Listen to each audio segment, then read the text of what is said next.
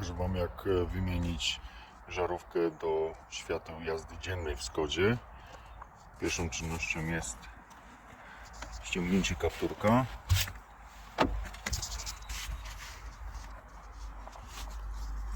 a następnie odkręcenie gniazda tylko czarno-pomarańczowego.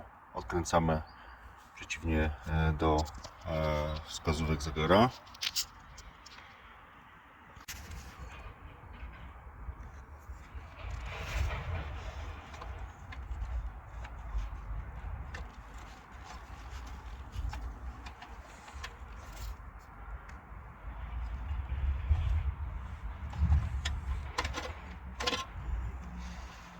Po wykręceniu mamy dostęp do żarówki do świateł dziennych, także można ją wymienić i ostrożnie wkładamy z powrotem, tak aby nie dotykać części szklanej w żarówce.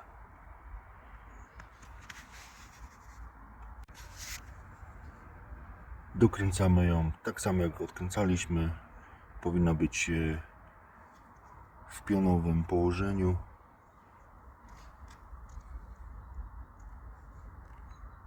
I sprawdzamy za chwilkę, czy dobrze wymieniliśmy.